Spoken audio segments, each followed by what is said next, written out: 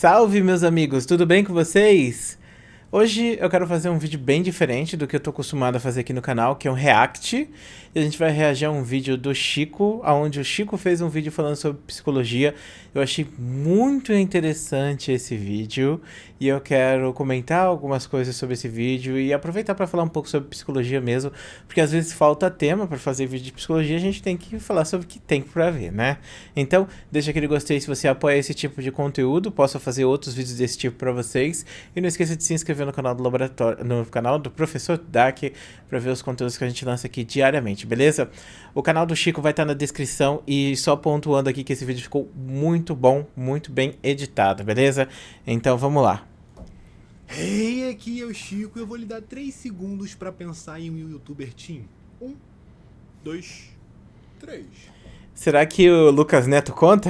Eu acredito que provavelmente você pensaria em youtubers como Christian Figueiredo em 2015 com aquele cabelinho. Felipe ou Neto. Na Felipe época Neto. que ele pintava o cabelo. Ou até mesmo VTube, Irmãos Bert, Luiz Maris, essa galerinha aí. E se eu te falar que na verdade, quando eu disse youtubers teen, a sua mente ela já associou a característica teen a esse determinado grupo de youtubers que você pensou?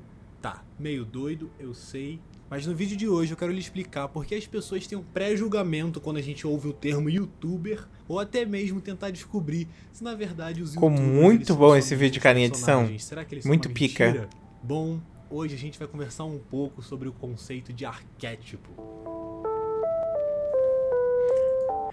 Eu acho legal falar de arquétipo, porque eu não sei se já comentei com vocês, mas eu sou psicólogo analítico, então a minha psicologia é do Jung mesmo. Eu trabalho com isso em terapia. No começo eu primeiro fui comportamentalista, algo completamente diferente do que é o psicólogo analítico, mas aí eu comecei a pesquisar mais Gestalt, aí eu comecei a ir para Gestalt, aplicar Gestalt terapia, que é um negócio completamente diferente. Tipo, vocês não têm noção, claro. Tipo, eu estudei um bagulho, aí eu basicamente falei, não, isso aqui não serve, vou ter que aprender tudo do zero, e foi justamente o que aconteceu. E aí da Gestalt para psicologia analítica tem bastante diferença no método aplicado, porque a teoria em si, ela influencia muito a forma que você age perante o paciente, mas o que mais impacta é principalmente, né, o que está envolto ali da forma de você chegar até a cura, né, do paciente. Então a psicologia analítica é mais clássica, que nem a psicanálise, onde você ouve o paciente, enquanto na Gestalt não, você sempre está trabalhando coisas com ele. Na psicologia comportamentalista, na verdade, é aqueles bagulho que a gente assiste nos bagulho da H&H, né, Home Health. Eu não sei se você assiste a Acumuladores Compulsivos, geralmente são todos psicólogos comportamentalistas que vão ali e começam a falar um monte de coisa e ficar falando pra pessoa fazer coisas e tal. Então são psicólogos que metem muito mais a mão na massa, por assim dizer, tá?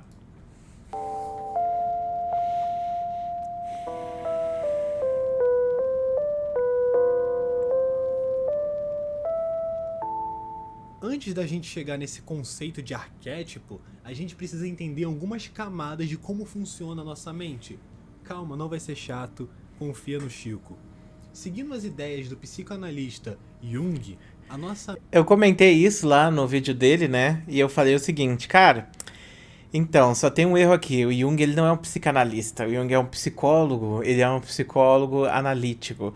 E, putz, mano, é complicado dizer as diferenças que existem entre as nomenclaturas, mas entenda assim, o psicanalista, ele é uma coisa e o psicólogo é outra coisa diferente. Então, no caso, o Jung, ele foi o maior psicólogo de todos os tempos, enquanto o Freud foi um psicanalista, e na psicanálise, a forma de você chegar até a cura é bem diferente, o método aplicado da psicanálise é bem diferente, a teoria da psicanálise é bem diferente. E o psicanalista, ele tende a ter um curso separado para você ser psicanalista. Então, você geralmente, para ser reconhecido internacionalmente, você tem que fazer um curso que é tipo 10 mil reais por semana para você... Sério, esse é o valor para você virar psicanalista.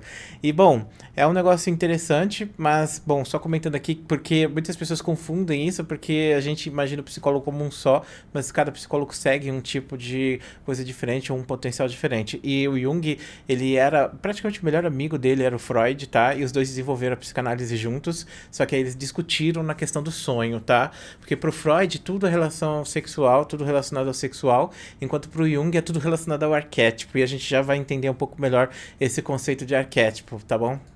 A mente ela é dividida em 3 camadas. o consciente, o inconsciente pessoal e o inconsciente coletivo. Eu só vou dar uma Você poderia até ter colocado como selfie, coisa do tipo, mas tudo bem, não vou pincelada reclamar sobre esses dessa parte conceitos, especificamente porque senão não. eu sei que você vai ficar entediado. O consciente nada mais é do que as informações que lidamos no nosso dia a dia. Os seus pensamentos, as suas ideias. Por exemplo, eu quero comer lamen assistindo Naruto. É o seu ego. E o gosto é a vontade que vem à sua mente ao pensar no lamen, fica no seu consciente. Enquanto que no inconsciente pessoal, as coisas começam a complicar um pouco. Na verdade, muito. Só que aí eu vou chamar o doutor Adalberto Mota para explicar esse conceito da forma mais tranquila para vocês. Aqui é o doutor Adalberto Mota, formado na UCIBR, Universidade E o foco, hein? de Ciência e Ignorância do Brasil. Seguinte, o inconsciente pessoal nada mais é do que informações reprimidas que temos dentro de si. É importante frisar que são mais ou experiências menos. únicas que você viveu. Ou seja, alguma memória ou sensação que você teve. Ou o dever de casa que você esqueceu de fazer. Só que ao te lembrar desse dever de casa, essa informação do seu inconsciente, ela passa para o seu consciente. As informações Tem um livro que eu vou recomendar aqui, que é O Homem e os Seus Símbolos. Esse livro é o livro mais importante da da psicologia analítica, se você quiser começar a estudar. Nesse livro, na parte de trás do verso, ele fala sobre essa questão, essa dinâmica. Por quê? Imagina o seguinte, cara, você já passou por essa situação e você vai se identificar. Você tá pensando em ir pra escola, ou você tá pensando em ir no mercado, ou você tem um compromisso que você não quer fazer. E aí o que acontece? Você pensa, putz, eu perdi a chave do meu carro. E aí você começa a tatear lugares procurando a chave do seu carro e você não está encontrando a chave do seu carro. Por que que isso acontece? Por que que você perdeu a chave do seu carro? Você muitas vezes pensa que você foi esquecido, que você deixou em algum lugar e coisa do tipo, mas muitas vezes a gente faz isso inconscientemente. A gente some com a chave do carro porque é uma forma, uma barreira da gente não chegar àquele lugar que a gente não quer ir. Então, você não quer ir para a escola, você não quer ir para o trabalho, mas você sabe que você tem que ir. Então, o seu consciente está dizendo, vai para o trabalho. O seu inconsciente está falando, fica em casa, não vamos para o trabalho, eu odeio fazer isso. O seu consciente, ele é muito primitivo nesse aspecto. Então, ele não tende a lidar com essas cobranças sociais que a gente tem. Então, no caso, você acaba fazendo muitas coisas assim, tipo de esquecer, de sumir com algo, de responder coisas de forma errada, de escrever algo errado no chat, de usar o corretor e não checar, porque você está colocando seus desejos reprimidos ali naquilo, entendeu? Então, nesse caso especificamente, o Jung fala, né, que tipo, embora você não saiba onde está a chave, o seu inconsciente sabe, e aí você vai tateando como se você estivesse sendo guiado, entendeu? Para buscar as chaves do carro e encontrar o lugar que você vai. É muito legal essa teoria. transitam do consciente para o inconsciente. E isso é muito louco, só que mais bizarro do que isso é só o inconsciente coletivo. Esse nome é meio O inconsciente coletivo, vou deixar de explicar e a gente vai pontuar. consciente, só que coletivo não faz sentido. Só que na verdade, faz e muito, meu querido. Diferente do inconsciente pessoal, o inconsciente coletivo já diz tudo no seu nome. São as informações e as ideias que compartilhamos entre si como seres humanos. Como assim, Chico? O nosso querido Jung, ele acredita que os seres humanos, eles compartilham comportamentos específicos que seguem um determinado padrão. O que eu quero dizer com isso? Basicamente são atitudes, formas de pensar, agir, pré-julgar. Só pontuando, tipo, pro Jung, a gente nasce e a gente nasce com comportamentos enraizados. Por exemplo, o Jung olhava os animais e ele não conseguia interpretar como que o animal começa, por exemplo, sabendo caçar, sabendo como agir, sabendo ser um animal, e o ser humano que também é um animal não começa assim. Como que pode, por exemplo, um gato nascer sabendo que ele é um gato, as coisas que ele pode fazer, e o ser humano nasce sem saber? Por que que o ser humano seria o único diferente nesse aspecto? Então, a ideia do Jung e do inconsciente coletivo é justamente isso. É essa questão de você ter enraizado dentro de você certos comportamentos que são relacionados à raça humana, a você fazer coisas para prosperar a sua raça. E isso faz sentido biológico, pelo ponto de vista que se você não tivesse esse sentimento de saber que algo é errado, que algo é certo, você provavelmente não sobreviveria. Então, é muito importante que a gente tenha esses tipos de comportamentos enraizados preparados para sobreviver. Um desses comportamentos que a gente tem é justamente a cinetose. Você já ouviu falar sobre cinetose? Cinetose é uma coisa que às vezes você tem, que é um enjoo de movimento. Às vezes você está no carro e você começa a ficar tonto quando você está no carro ou no ônibus, principalmente quando você está lendo alguma coisa. E isso acontece justamente porque o seu corpo interpreta que você está em movimento, mas você não está em movimento, porque você está andando de carro. O carro, ele não faz parte de você. Você está em movimento dentro do carro, você sente esse movimento, você percebe o movimento, só que o seu corpo não sente o vento bater, não sente o deslocamento, as coisas não mudam para você. Então o corpo pensa, eu tô envenenado, eu vou morrer. Então eu tenho que vomitar, porque eu vou morrer se eu não vomitar. Então um comportamento que a gente tem, é só um exemplo de comportamento que a gente tem, que é enraizado, que vem da gente mesmo. E outros mais, sobre, por exemplo, percepção de cores, por exemplo, é uma coisa que é enraizada também, entendeu? Inclusive, eu não sei se você sabia, mas tem cores que não existiam na época dos gregos, sabia disso? Os gregos, eles percebiam menos cores do que a gente percebe hoje em dia, porque o desenvolvimento do seu cérebro em questão de cores, ele é baseado na sua fala, e naquela época não existia o azul, por exemplo. Então eles não tem, você pode pesquisar, você não vai encontrar. Tem vários pesquisadores que fizeram análises disso, e ao longo do tempo de evolução, a gente foi começando a perceber mais cores, mais coisas, e criando palavras que definem essas cores e esses exemplos, tá? Só dando um exemplo pra vocês aí de algo basic, mas que eu acho muito legal também. Que todo mundo, independente de onde você mora, tem. Ou seja, esse padrão que é encontrado na espécie humana inteira é chamado de inconsciente coletivo. Talvez esteja confuso, mas a gente vai chegar lá. Quando a gente tem esses determinados padrões, eles são expressos de uma forma, e a expressão desses padrões que compartilhamos entre si nada mais é do que os arquétipos. Arquétipo, arque significa velho, então é justamente essa questão do arquétipo, algo que está dentro de você, algo que faz parte desse inconsciente. E o arquétipo mais famoso do Jung é o arquétipo da mãe. Pro Jung, se você tem uma mãe no Brasil, ela vai agir de uma forma. Se você tem uma mãe na China, ela vai agir da mesma maneira. São mães e imagens de mãe que a gente compartilha no inconsciente coletivo. São imagens de comportamento de ser mãe. Então, uma mulher, ela é mãe no Brasil, é mãe nos Estados Unidos, é mãe na Rússia, é mãe na China. A mãe, ela sempre vai ter o mesmo comportamento em relação ao seu filho, que também é um comportamento animal. Se você for analisar, por exemplo, os animais da selva. Animais como gatos, eles mesmo sendo animais isolados, né?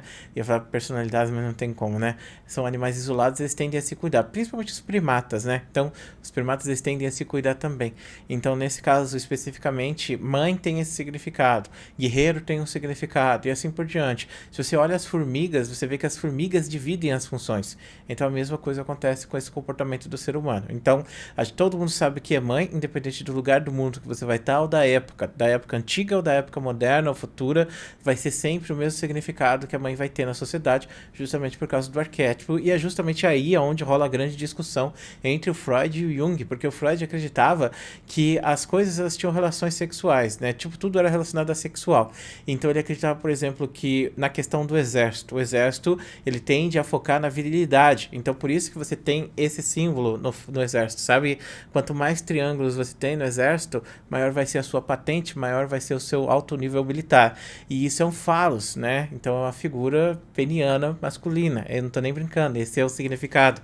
Antigamente, né, quem tinha o maior pênis era mais poderoso na visão do Freud. Então, o Jung, ele entende isso, só que o Jung, ele cria um outro conceito que se chama de símbolo, que trabalha muito bem com o conceito de arquétipo. No caso do símbolo, o símbolo é o quê? É basicamente você ter essas coisas, né, que são relacionadas a questões sexuais ou primitivas, e você deturpar, você mudar o significado delas ao longo do tempo. Então você tem significados cerimoniais que hoje em dia não fazem tanto sentido quanto faziam antigamente, e tem significados diferentes pra gente. Exemplo, a coroa britânica. A coroa britânica antigamente era uma coisa de poder, e hoje em dia é um negócio que fala sobre conto de fadas. Então quando você tende a ver a figura do rei ou a figura do herói, você tende a ter uma visão diferente do que a visão enraizada que foi criada milhares de anos atrás, entendeu? Mas é isso, tipo, o arquétipo, ele sempre existe, mente, e o arquétipo é baseado nesses papéis sociais que a gente já tem. Inclusive, você já deve ter visto o MBTI, que é um teste que faz teste das personalidades, que um é IFNJ, outro é FP, não sei o que. Então é mais ou menos esse teste aí, é baseado nesses arquétipos, e ele faz análises da pessoa baseado nos arquétipos que são mais, que fazem mais sentido junto com a personalidade daquela pessoa, beleza? Por isso que esse teste é muito interessante, faz muito sentido também. Todo mundo já deve ter feito e pensado, caraca, faz muito sentido comigo ser assim. Porque você, querendo ou não, é baseado no arquétipo também, seu comportamento. Muito boa a edição, cara, desse vídeo, muito boa mesmo. Da forma mais tranquila de entender, os arquétipos eles são um conjunto de padrões. Por exemplo, existe o arquétipo da mãe. Sabe aquelas atitudes que toda mãe tem? Então, esse padrão que se repete em qualquer mãe do mundo são esse conjunto. Só um ponto, ele colocou, puxando o orelha, isso aí é questão social, tá? Mas a visão da mãe, cuidar, esse significado materno é totalmente... Conjunto de ideias que são expressados pelo arquétipo da mãe. Por exemplo, a forma que a sua mãe te trata como filho não é a forma que ela age no seu relacionamento com seu pai ou com seu padrasto. Quando ela tá na relação com seu pai e com seu padrasto, ela assume uma outra postura, a postura da mulher na relação, da mesma forma que... Aí eu acho que já é tryhard, hein? Aí tu tá ficando tryhard, hein? Nesse caso, isso pode ser utilizado de forma errada, porque você pode fazer justificativa de que a mulher é subalterna ao homem sempre, mas não é bem assim que funciona, porque você tem arquétipos e arquétipos, mas eu não acho que você tem o arquétipo do que a mulher faz na sociedade, entendeu? Você tem o arquétipo da mãe, mas não o arquétipo da mulher ou o arquétipo do homem. que ele também tá assumindo a postura do homem na relação. Então, essa é a questão aí. Essa questão aí. É muito difícil você fazer esse tipo de coisa, porque você não pode justificar esse tipo de comportamento dessa forma, entendeu? Esse seria um erro desse vídeo. De quando ela tá agindo como a mãe na relação. No caso, uma relação de mãe para filho. E essa postura também vai ser diferente da postura que ela vai assumir no trabalho. E de forma muito simples, existe arquétipo para tudo. Para tudo que você age na sua vida, existe um tipo de arquétipo. Isso é muito bizarro. Eu não vou citar todos os arquétipos nesse vídeo, porque não é essa a ideia. Mas eu vou trazer um muito interessante, que é o chamado persona. Eu não sei se o persona poderia ser considerado um arquétipo, mas eu acho que ele se perdeu um pouco nessa parte do vídeo, sabe? Porque assim, arquétipo é uma coisa que faz parte da gente, entendeu? Mas não quer dizer, por exemplo, que o arquétipo seja infinito, entendeu? Tem limites de arquétipos, com certeza. E geralmente síndromes, doenças mentais são calcadas em arquétipos mal resolvidos. Então, a pessoa que tem algum problema de insegurança, isso vai estar ligado a algum arquétipo, sempre. É sempre assim que acontece, é muito raro não tá. Agora, o que é uma persona? Persona, gente, é uma máscara que você coloca. Então, o que ele quer dizer com persona nesse momento? Não o Chico, o psicólogo Jung, no caso. Ele quer dizer que quando você vai ter um comportamento na internet, você usa uma máscara, você age de uma maneira. Mas quando você tá com seus pais, você usa uma máscara diferente. Quando você tá na escola, você usa uma máscara diferente. Então, você não deixa de ser você. Você, tipo, não vai... Opa, sou feliz e agora não sou mais, entendeu? Não vai ser assim. Ou melhor, você é gente boa e de repente você virou um cuzão completo. Não. Você usa essas coisas como formas de se adaptar aos ambientes que você tá. O ser humano é extremamente adaptável e na máscara você tem justamente isso, de entrar num lugar, né? E, por exemplo, você sabe que você, nesse lugar, não pode rir alto, não pode falar alto e coisa do tipo uma biblioteca. Então você tende a falar baixinho ou não ficar mexendo no celular dentro do banco. Então são comportamentos sociais que você adquire por estar naquele lugar específico e isso vai para mais. Por exemplo, quando você está na escola, você conversa com seus amigos de uma forma. Quando você está em casa, você conversa com seus pais de uma forma diferente. Quando você está com seus irmãos, você conversa com seus irmãos de uma forma diferente. Quando você está na internet, você conversa com a galera de uma forma diferente. Um exemplo são os haters da internet, porque os haters da internet, eles agem de uma maneira, mas na vida social deles, eles são completamente diferentes. Então, tipo, na internet eles vestem essa persona, essa máscara de agir daquela forma, de ficar de ruê, não sei o que, zoar tudo, mas é aquilo, né? Muitas vezes eles não são assim. E é isso que o Jung quer dizer com as personas. Sabe o seu professor da escola? A forma que ele age dando aula é diferente de quando ele tá na roda de amigos. E isso acontece porque ele incorpora esse personagem do professor. Tryhard. Aí é muito tryhard, porque você não incorpora, você já. Isso existe em você, isso existe em todo mundo, entendeu? Então, o professor ele age de uma maneira e ele vai agir de maneiras diferentes baseado no círculo social dele. Só que às vezes é tão importante para ele a ligação arquétipa que ele tem com o professor, que também é um arquétipo, né, de ensinar, de passar coisas à frente, que ele acaba agindo assim na vida inteira. Por exemplo, eu sou bem vinculado ao arquétipo de professor, visto que eu tenho vários canais, eu falo sobre isso, eu interajo assim nos meus relacionamentos e eu interajo assim também na minha profissão. E eu me tornei professor justamente por causa disso, tá bom? Sou professor. Na verdade, eu nunca atuei como professor universitário, mas o meu objetivo de vida era atuar como professor universitário. Eu fiz 9 anos de faculdade, tenho pós, e quando eu ia para a faculdade, né, para dar aula na academia, eu acabei indo para o YouTube nos 2 últimos anos da minha pós, e aí eu acabei abandonando tudo e agora eu tô só no YouTube mesmo. Mas, bom, de qualquer maneira, então isso faz parte de mim, e é justamente aí aonde entra a teoria, né, do Jung, para você fazer análise, não sei o nome de para você trabalhar, como é o nome disso? Eu não sei, mas tem alguns psicólogos que fazem esse trabalho que é para ajudar você a encontrar o seu emprego perfeito, entendeu? Então é justamente aí que você encontra, né, a ocupacional, análise ocupacional.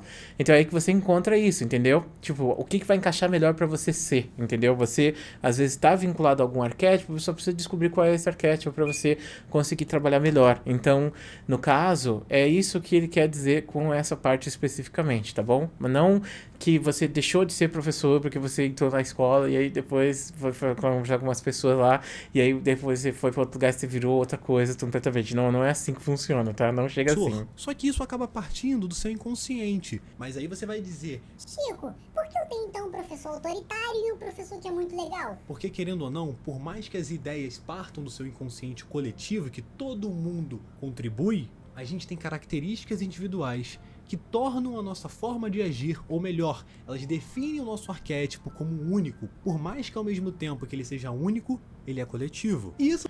Então, o significado de professor é único. Você tem o cara que ensina. Só que o comportamento que esse professor tem é dependente do que ele teve vivência. Às vezes a relação de poder que ele teve fez com que ele se tornou um cara autoritário e a relação que o outro teve fez com que ele se tornasse um cara que quisesse simplesmente ensinar, ou talvez ele nem esteja ali porque ele quer ser professor, né? Também tem esse ponto. Então, nessas relações que ele desenvolve, são situações e percepções diferentes que você vai ter de alguém ou que você vai ter resultados diferentes em relação àquela pessoa. YouTubers. Quer um exemplo? Imagina um youtuber que mostra o rosto, que no seu cenário compõe o seu microfone, o braço do microfone, e ele também durante o vídeo fica reagindo a coisas da internet, dando a opinião dele, e muitas das vezes nem eu agora? fica zoando e fica fazendo humor em cima disso tudo. Eu aposto que você pensou em mais de um youtuber, e eu nem precisei falar nomes pra gente pensar em exemplos parecidos como o Orochi, o Michael Kister, o Abelha, ou até mesmo o Persima. Na real, o primeiro que eu penso é o Orochi, porque ele foi o primeiro youtuber desse tipo de conteúdo que eu conheci e também foi o que eu mais consumi. Mas pra você pode ser que seja diferente, porque como eu falei, por mais que a gente tenha esse ideal coletivo, a gente ainda tem as nossas características individuais que tornam o nosso pensamento único, por mais que na sua raiz ele seja coletivo. Eu vou te dar um exemplo melhor ainda. Em 2019, o Anderson, ele fez um vídeo onde ele acaba fazendo teste com pessoas que não conhecem o canal do Digo. Ele mostra Adoro o canal do Anderson. o vídeo do Digo e pergunta pra elas quem é o primeiro youtuber que ao ver esse vídeo vem à cabeça delas. E a resposta de todo mundo: No geral, eu achei parecido com um Golart. O estilo de vídeo é aquele estilo de Golart, tá ligado? e sabe por quê? Porque o inconsciente dessas pessoas assimilou o conteúdo com as Aí, nesse momento que o Chico viaja. Nesse momento, ele já não tá mais falando de psicologia analítica. Nesse momento, ele tá falando de psicologia da percepção, ele tá falando de Gestalt. Então, tipo assim, para vocês entenderem que cada psicologia ela serve para falar de alguma coisa específica. Então, por exemplo, você fala sobre psicologia do comportamento, que é o comportamentalismo ou behaviorismo. Essa é uma psicologia que fala sobre comportamentos. Então, desenvolver comportamentos ou perder comportamentos. Então, é uma psicologia que é muito utilizada no meio organizacional, é uma psicologia que é muito utilizada pelas empresas de marketing, pelas empresas de jogos de videogame. Então, eles usam muito isso porque eles querem que você desenvolva um comportamento que é o comportamento de ficar jogando o jogo deles o tempo inteiro. Alguns youtubers também utilizam comportamentalismo para fazer as pessoas ficarem assistindo os vídeos deles também. Então, essa é a psicologia do comportamento. A psicologia do analítica fala sobre problemas mentais, então ela não tá fazendo análises assim, saca? De por que esse cara tem esse comportamento de ser youtuber, entendeu? Ou por que a pessoa pensa no Golart quando, aliás, no Digo quando vê o Golart, ou no Golart quando vê o Digo, entendeu? Então ela não tá fazendo esse mérito, não. Agora, no caso da psicologia analítica, que fala sobre transtornos mentais, a gente tem a psicologia da Gestalt, que fala sobre percepção. E a psicologia da percepção, ela fala muito sobre isso. Tem vários teóricos que falam sobre como que você tem esse vínculo de imagem que você pega. E isso, inclusive, também é muito utilizado no marketing. E, cara, falando bem pra você, uma coisa que eu sempre penso, sabe? Algumas cores, né, elas têm significado pro marketing. Sério. Tem até uma roda das cores. E eu tenho um editor, né, aliás, editor não, thumb maker, né, que é o Danjo, muito bom, inclusive ele. E ele passou pra mim uma roda de sentimentos que as cores passam. E aí eu falei, caraca, isso é incrível, né? Porque eu já estudei isso na faculdade, mas aí eu me pergunto se isso tem significado porque realmente tem, ou se isso tem significado porque foi tão usado extensivamente no marketing com imagens, por exemplo, azul é tristeza, vermelho é felicidade ou fome, sabe? Eu não sei por que todo mundo usa isso e talvez chegou ao ponto de que isso acabou tomando forma por causa disso, porque as pessoas utilizam muito, entendeu? Então, nesse caso, eu acho que é uma situação parecida. Como o Golart, ele passa muito vídeo, ele formatou muito esse formato de comentários, qualquer canal que fale sobre comentários vai ser visto como o Golart 2.0, independente da situação. E eu concordo com o Anderson, concordo com o Digo quando eles pegam e analisam bem essa situação ao ponto de que talvez não seja bem assim, talvez pequenas diferenças mudem. Inclusive o Digo falou isso pro Anderson, né? Que quando você tem um canal que se baseou no Golart, fez igual o Golart, ele foi mudando, ele vai rachando, ele começa assim, aí depois eles viram assim, e aí quando você vê o Golart tá aqui, o Digo tá aqui. E de fato se tornou realidade. Hoje em dia eu digo é algo completamente diferente e são públicos que consomem conteúdos parecidos. Então, no caso, é mais uma questão de imaturidade do público para discernir que existem diferenças, né, que, entre as coisas, do que uma questão de inconsciente coletivo e coisas do tipo. Inclusive, isso entra muito na questão, eu esqueci o nome que se dá da palavra, mas tem uma teoria que fala sobre especificamente essa questão de você ter um sincretismo muito forte com religião e com jogo de futebol. Então, quando você assiste um culto ou quando você assiste uma partida de futebol, você tende a agir como uma multidão. Então, dissolve aquele ego e ele se torna parte de uma multidão muito maior, com interesses muito maiores, que muitas vezes, né, fazem coisas terríveis, né? A gente já viu vários abusos religiosos que aconteceram no passado e a gente também vê abusos de futebol que acontece o tempo inteiro. Não estou dizendo aqui que toda religião é assim e também não estou dizendo que toda pessoa que vai para a religião fica dessa forma. Mas eu acho que você deve conhecer uma pessoa que deve ter algum tipo de problema de... sei lá, a pessoa vai pra igreja e ela age de uma forma completamente diferente, é uma pessoa extremamente tóxica, né? Você deve ter visto esse tipo de situação. E isso acontece muito por causa desse sincretismo e tá acontecendo hoje em dia com cancelamento também. Isso me veio à cabeça agora, porque quando a gente vê uma treta de cancelamento, as pessoas, elas assumem uma postura diferente e isso tá acontecendo no Big Brother também. Então, é uma ideia de sincretismo aí muito forte, uma teoria muito interessante que pode ser pontuada nesse caso do Golart também. Então, as pessoas que assistem o Golart, elas têm esse dissolvimento, porque elas se tornam parte de uma fanbase, e quando elas veem outras pessoas fazendo algo parecido, elas não têm maturidade suficiente para discernir o que é individual do que é coletivo e atacar as pessoas que são parecidas nesse caso. Características de gameplay de fundo, música estilo lo-fi e comentários por cima, a imagem do Golart. E é por isso que quando você fala que é youtuber para uma pessoa que não conhece muito bem o meio do YouTube, ela já pensa que você pula na banheira de Nutella e fica caçando o anão e andando de cueca por aí. Caraca! As pessoas realmente pensam isso. Mas isso é um pré-julgamento que se existe no coletivo de pessoas que não conhecem o YouTube. Nada mais é do que parte do seu inconsciente. que é expressado através desse arquétipo do youtuber que foi construído, né? Arquétipo do youtuber, mano. Eu não acredito que exista um arquétipo do youtuber. Porque os arquétipos, eles são... Tipo, você não precisa pensar que existe uma coisa mística ali. Arquétipo é um comportamento que você tem. Então você não tem o comportamento de virar youtuber. Talvez o arquétipo de multidão, o arquétipo do bobo da corte, sabe? Aquele cara que quer divertir todo mundo. Por exemplo, o Michael Kister, ele é um exemplo perfeito disso. Na escola ele ficava tentando divertir, fazer piada com a galera, porque era a forma que ele se via feliz e a forma que ele conseguia se enxergar ali dentro, entendeu? Então ele sempre foi muito expansivo nesse ponto, sempre teve muitas questões assim. Então ele cria personagens, ele faz vídeo pro YouTube e ele teve sucesso por causa disso, porque ele já era predisposto a fazer essas coisas e ele buscou isso com muito amor e conseguiu chegar a algum lugar, porque ele ama muito fazer isso. Agora, você não pode dizer que existe um arquétipo de youtuber, porque o youtuber não tem um comportamento bem definido, tem vários tipos de youtubers diferentes e cada youtuber faz uma coisa completamente diferente uma da outra. Delas. Só uma curiosidade interessante, muitas marcas atualmente elas estão utilizando esse conceito do arquétipo para Interessante, ó, que foi o que eu comentei aqui com vocês, né, sobre cores, sobre coisas do tipo.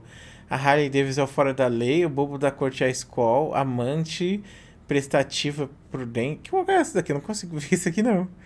Prudential? O que é Prudential? O que faz essa empresa? Cara comum, Hering. Pô, mano, aí trollou aqui essa imagem, hein?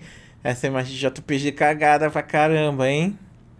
Concordo que as empresas se baseiam muito em arquétipos e coisas do tipo, e você vê aqui, ó, como os arquétipos eles são coisas muito primitivas, né? O cara que é fora da lei, o cara que quer divertir todo mundo, o cara que ama muito, o cara que gosta de ajudar as pessoas, o cara comum. Depois desse vídeo eu vou mostrar pra vocês uma imagem da roda de personalidades. Por que você acha que o Guaraná contrata o mesmo padrão de youtubers? Porque é popular entre os adolescentes, é o público que eles querem mirar, né? Por fim, Porque você tem vários tipos de youtubers diferentes. E o público que o Guaraná quer é o público jovem. Se eles quisessem pegar um público mais velho, eles pegariam canais de ciência, por exemplo, eu não acho. quero dizer que todos Batu os Átila youtubers lá, eles o são nerd, personagens, jovem mas nerd. eu diria que a versão que você vê nos vídeos nada mais é do que uma adaptação da personalidade desse youtuber a partir das características Falou bonito, que hein? compartilhamos entre si acerca desse arquétipo do youtuber. Bom, galera, espero que vocês tenham gostado. Se vocês puderem, quiserem, deixa seu like. Eu vou pedir muito que vocês compartilhem o vídeo. Eu tô muito feliz de poder trazer um conteúdo. Esse vídeo ficou muito pica, Chico. Parabéns, cara. Você realmente sofreu. Eu imagino o trabalho que deu pra fazer a edição. Eu imagino o trabalho que deu pra fazer esse roteiro. E pra você decorar o roteiro, porque você não está lendo o roteiro também. E, cara, mano, é difícil o trabalho de youtuber, né? Pelo amor de Deus, a gente tem que fazer tudo, meu amigo. É complicadérrimo. Bom, vamos lá. MBTI. Aqui no MBTI você tem personalidades e arquétipos de personalidade. Vamos lá. Aqui tem vários memes de MBTI. Aqui cada palavra é um arquétipo. Cada palavra é um arquétipo e define um arquétipo. Aqui você tem todos os arquétipos que você tem no MBTI, pelo menos. Óbvio que não são todos os arquétipos que existem. Existem muitos arquétipos. E é interessante também que tem uma teoria de corpos morfogenéticos, alguma coisa assim, que fala sobre você, por exemplo, ter coisas que são iguais sendo desenvolvidas em vários lugares diferentes ao mesmo tempo, sabe? Por exemplo, arco e flecha. Você pode pensar que o arco e flecha foi desenvolvido aqui no Brasil, na época dos índios, obviamente, na Europa medieval ou até mesmo primitiva, na Ásia Oriental, na África. O arco e flecha foi desenvolvido em todos os lugares do mesmo jeito. Que coisa interessante, né? Então, isso é uma coisa que, tipo, faz sentido quando você pensa que já é enraizado do ser humano utilizar esse tipo de coisa e é uma ferramenta muito simples, né? Como martelo, machado, coisas do tipo, né? Cara, eu preciso de uma imagem que coloque aqui os personagens, mano. Cadê a imagem completa dos personagens? Inclusive, na roda de personalidades fala muito sobre também os opostos se atraem. Eu acho interessante, mano, que você tem aqui, tipo, muita coisa. Como vocês podem ver, o MBTI não é um negócio simples, não. É bem complexo e você demora muito tempo pra aprender tudo esse bagulho aqui. Só que nos testes a gente só vê a parte rasa, né? E muitas pessoas botam lá no perfil a personalidade dela, que eu acho totalmente inútil e sem sentido. Pra que a pessoa vai simplesmente botar lá? Mas vamos lá, vamos ver se eu consigo encontrar. Tem uma imagem aqui na minha coisa, perdida aqui em algum lugar, mas eu acho que essa imagem vai ter que dar. Aqui, ó, você tem... vamos ver se eu consigo pegar essa imagem maior. Espero que dê. Que isso, gente? Fui hackeado, já era. Tá. Abrir nova janela, pronto. Tá, vamos lá. Aqui a gente tem as personalidades. Finalmente, hein? Finalmente. Deixa eu deixar até eu gostei aqui, ó. Deixei com as minhas 2 contas, hein? Porque eu tenho 3. Aqui você tem, ó, idealistas, guardiões, artesãos e racionais, né? No caso, cada um desses sentimentos aqui, cada um desses arquétipos define uma das personalidades que vai definir algum tipo de arquétipo de pessoa, saca? Por exemplo, o campeão, o curandeiro, o supervisor, o inspetor, o que entrega, protetor, promotor, o... Quem é? O criador, compositor. Meu Deus, tá difícil ler de ponta cabeça. Vocês entenderam, né? O mentor. E olha só que interessante, a minha personalidade é o ENFJ. O ENFJ tá no arquétipo do mentor, então tecnicamente eu tô na profissão certa, porque eu sou professor e eu tô no YouTube para ensinar as pessoas ainda, então tá perfeito, tô no lugar correto. E aqui você tem, ó, julgamento, provação, pensamento, mas vamos lá, para vocês não se perderem muito em relação a isso. Julgadores são pessoas que tendem a criar suas próprias regras, são pessoas que não gostam de seguir regras de outras pessoas. Provadores são pessoas que não gostam de criar regras, mas seguir regras.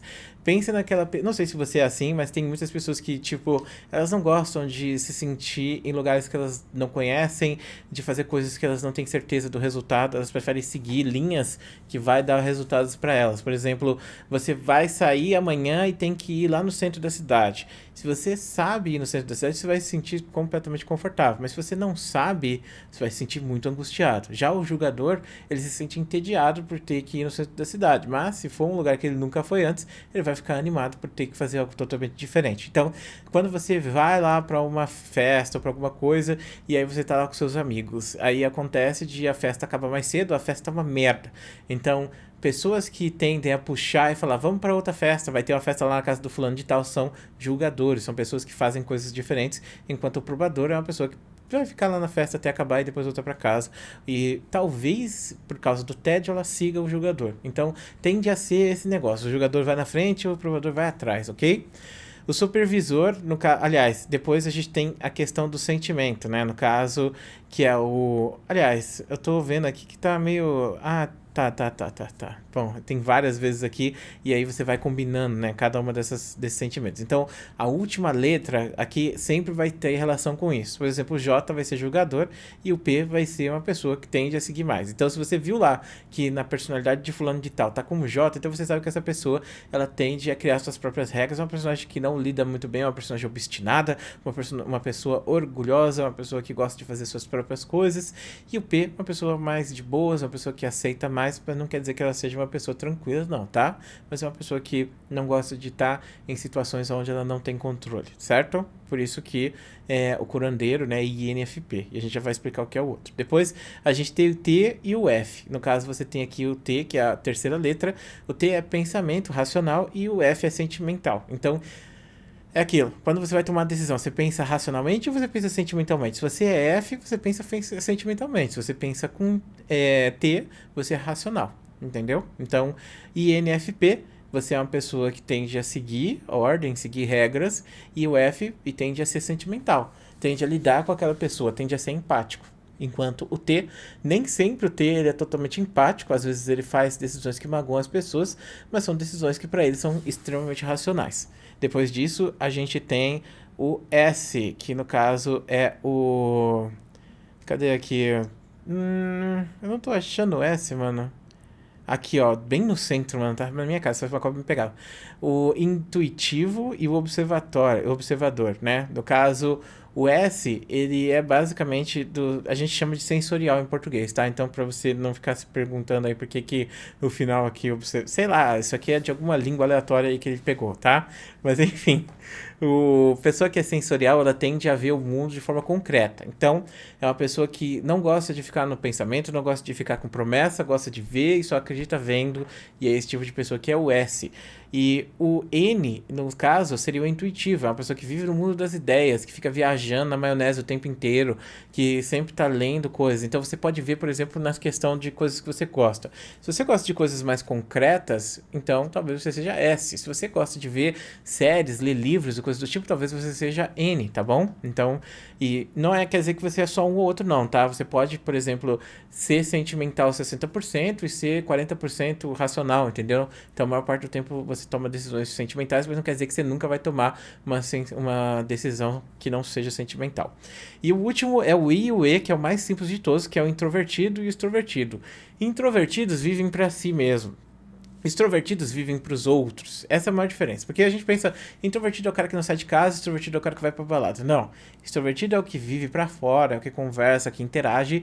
E o introvertido é o que vive para si próprio, gosta de fazer coisas para si próprio, coisas do tipo. Então, aqui a gente tem os arquétipos. Beleza. O curandeiro. I, introvertido. Não gosta de ter tantas interações, vive para si mesmo. N, é uma pessoa que gosta de viajar na maionese, conhece, conversa, estuda, lê.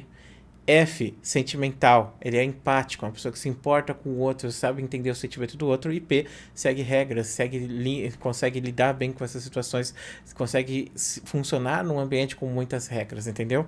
Então, no caso, o conselheiro, INFJ, é a pessoa que cria essas regras, mas que é uma pessoa introvertida, que gosta de pensar e que é sentimental. É uma pessoa que é ótima para guiar você, para falar sobre coisas que estão acontecendo, entendeu?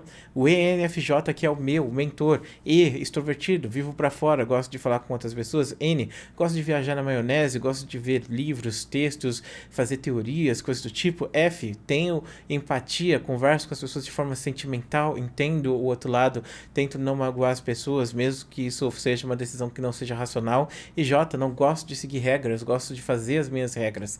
Então eu tenho empatia o suficiente e pensamento suficiente para conseguir falar e ensinar e conversar e entender e respeitar o tempo de cada um. Então esse é o mentor. Mas é aquilo, o mentor não precisa necessariamente estar trabalhando como professor, mas seria o melhor lugar para ele trabalhar com, porque é o que trabalha melhor. Aqui você tem, ó, guardiões, artesãos, pessoas que trabalham mais com artesão, né, que cria melhor. Cadê o crafter aqui, o criador? ISTP. ISTP, introvertido, uma pessoa que vive para si própria, mas S, gosta de tocar, gosta de fazer, só acredita vendo, gosta de fazer as coisas acontecerem, gosta de ver as coisas acontecerem. T, racional, uma pessoa que gosta de tomar decisões racionais, que faz as coisas acontecerem de forma racional. Então é uma pessoa que pode fazer as coisas acontecerem muito facilmente, porque ela é introvertida, ela vive para si própria, ela gosta de ver essas coisas acontecerem. Com S, ela é racional o suficiente para não parar por causa de sentimentos ou coisas erradas que estão acontecendo no meio do processo. E P, segue regras. Então ele é o cara que cria. E também tem o STP também, além de ser o criador, ele também é o soldado, tá? Então também tem esse arquétipo ligado a isso aqui, que significa que tem mais de um arquétipo. ENTJ, o general, a mesma coisa do ENFJ, só que o contrário no caso do racional. Por quê? Porque ele é extrovertido, conversa, ele gosta de ver pra fora, ele gosta de controlar. O J, criar regras, fazer as pessoas estarem nessas regras. O T, porque ele vai fazer essas decisões de forma racional, de fazer as pessoas se movimentarem ao redor dele, dependendo do que ele quer. E o N, que é justamente a questão dele viver nesse mundo prático de teorias, de pensamentos e coisas do tipo. Aí depois você tem aqui o inventor, o ENTP, racional, segue regras, gosta de imaginar, pensar, mas gosta de viver para fora, coisas do tipo, entendeu? Então essa é a roda. E o legal de tudo é isso aqui, ó. O ENFJ, ele é o oposto, se você for ver, ó, do ESTP. Então, o ENFJ e o ESTP, eles são opostos que se atraem de certa forma. Por quê? Porque o ISTP, ele é uma pessoa que, tipo, ele não é extrovertido, então o E, a extroversão do mentor, ele completa de certa forma o artesão. O S, porque o cara, um pensa demais e o outro é realista demais, então os dois se completam nessa situação. Um é mais racional, o outro é mais sentimental. Um gosta de fazer as regras e ser o bastião, enquanto o outro gosta de seguir e se sente mais confortável quando tá perto de uma pessoa assim. Então é interessante que os dois são opostos e os opostos se atraem nesse aspecto, sabe? E olha só que interessante, a minha esposa, ela é ISTJ. Ela não chega a ser ISTP, mas ela é STJ e a gente se completa dessa forma, né? É interessante isso, cara. É muito interessante mesmo. Cadê o ISTJ aqui pra gente falar dela? Cadê o ISTJ, mano? ISFP. Aqui, SFJ. ISTJ aqui. O inspetor, a pessoa que analisa, que faz as coisas acontecerem, que tá lá pra ver, que tá lá pra julgar e coisas do tipo. E, de certa forma, ela é bem assim mesmo, sabe? Mas, enfim, é isso aí, clã. Esse foi o vídeo de hoje. Adoro falar sobre psicologia. Espero que vocês tenham gostado dessa aula. Muito obrigado por assistir esse vídeo. Desculpa ter feito um vídeo de 40 minutos aí pra vocês, mas é isso. Um grande beijo, um grande abraço e a gente se vê depois.